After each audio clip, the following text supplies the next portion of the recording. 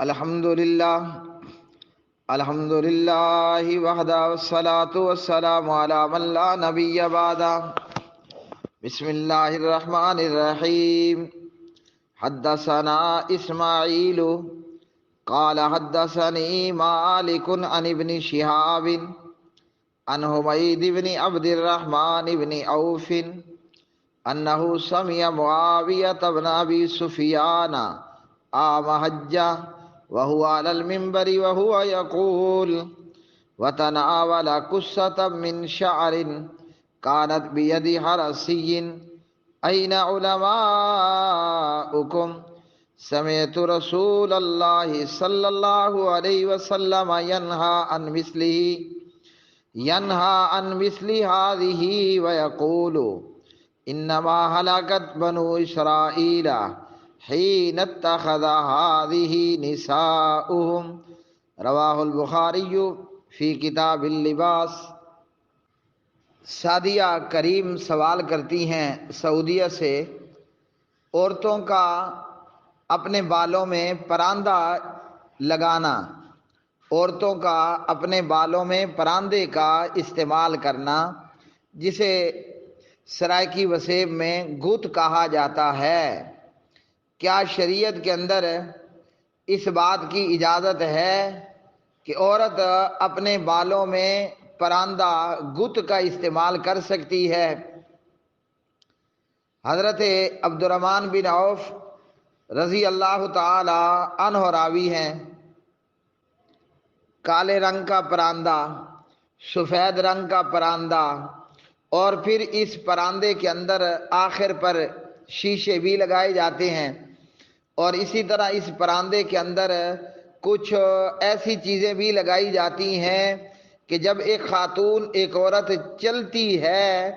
تو اس پراندے میں سے کچھ جھنکار سی بھی پیدا ہوتی ہے، اور جھنکار کی طرح کچھ آواز سی بھی سنائی دیتی ہے۔ یہ صحیح بخاری ہے۔ امام بخاری رحمہ اللہ بخاری کتاب اللباس کے اندر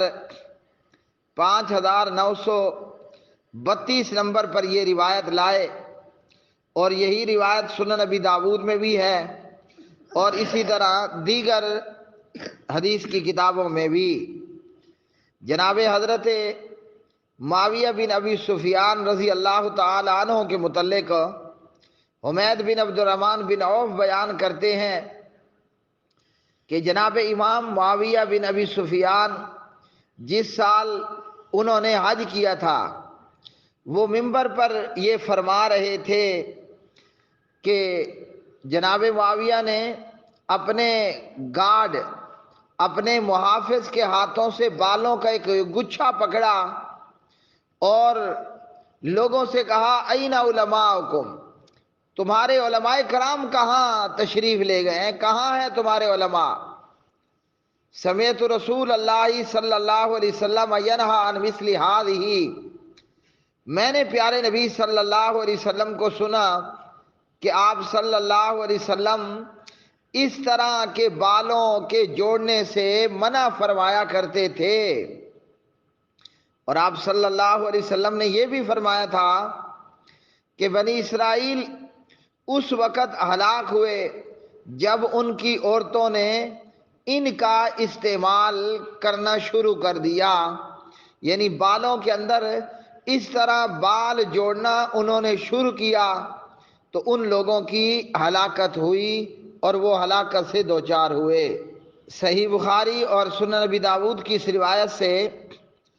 امام مالک بن انس رحمہ اللہ امام مدینہ اور دیگر کچھ علماء کرام کا، ائمہ دین کا یہ کہنا ہے کہ اس حدیث سے وگ لگانا حرام ثابت ہوا، اس حدیث سے بالوں میں پراندہ یا گت لگانا ناجائز اور غلط ثابت ہوا۔ اسی طرح صحیح بخاری کے اسی باب میں ایک اور حدیث ہے 5935 نمبر پر، اور اس حدیث کی راویہ جناب حضرت اسماء بنت ابی بکر ہیں رضی اللہ تعالی عنہما، ان اسماء بنت ابی بکر رضی اللہ عنہما ان امرأۃ جاءت الى رسول اللہ صلی اللہ علیہ وسلم فقالت انی انکحت ابنتی، ایک عورت نبی پاک علیہ السلام کی خدمت میں حاضر ہوتی ہیں اور عرض کرتی ہیں کہ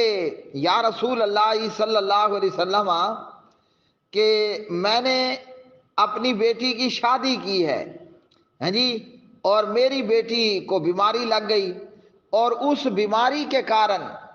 اس بیماری سے میری بیٹی کے سر کے سارے بال جڑ گئے، مطلب میری بیٹی گنجی ہو گئی ہے، ابھی وہ ہے بھی نئی نئی دلہن، ہاں جی، کل پرسوں کی بات ہے، ہفتہ 10 دن اس کی شادی کو ہوئے ہیں، اور بیماری لگنے سے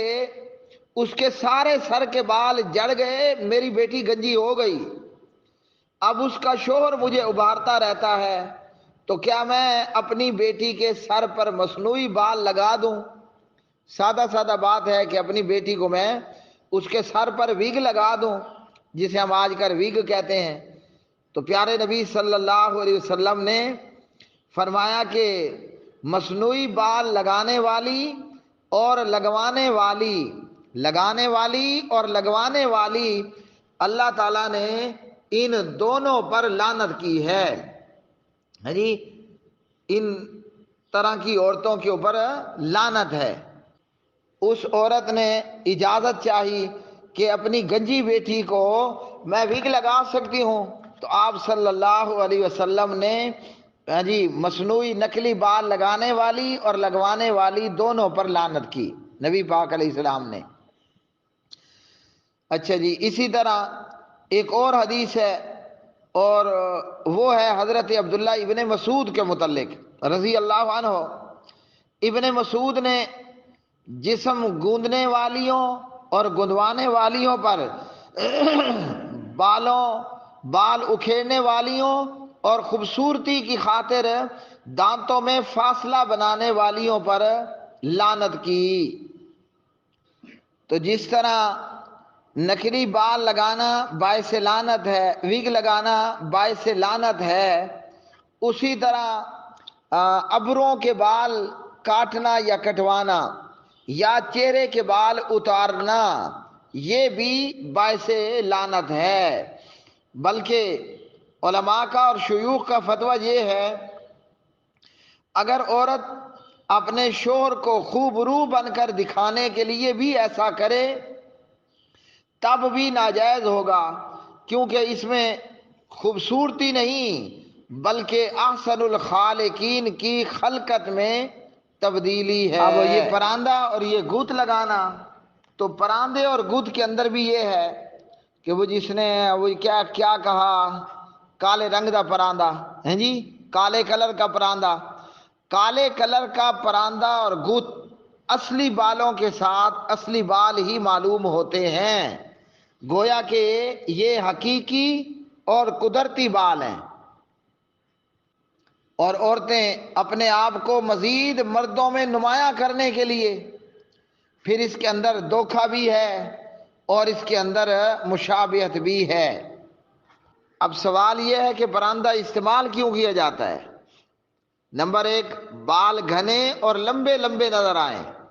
اور اس کے لیے خاص طور پر کالے دھاگے کا پراندہ استعمال کیا جاتا ہے، جبکہ یہ ناجائز ہے، دھوکہ دہی کا باعث بھی ہے اور باعث لعنت بھی ہے۔ کچھ اہل علم نے مطلقاً پراندے کے استعمال کو ممنوع اور ناجائز قرار دیا ہے، وہ بھلے کالے رنگ کا ہو، ہاں جی، چٹے بھگے یعنی سفید رنگ کا ہو یا کسی بھی کلر کا ہو۔ ایک حدیث میں جناب جابر رضی اللہ تعالی عنہ راوی ہیں، نبی پاک علیہ الصلوۃ والسلام نے اس بات پر ڈانٹا کہ عورت اپنے بالوں کے ساتھ کوئی چیز ملائے۔ صحیح مسلم کتاب اللباس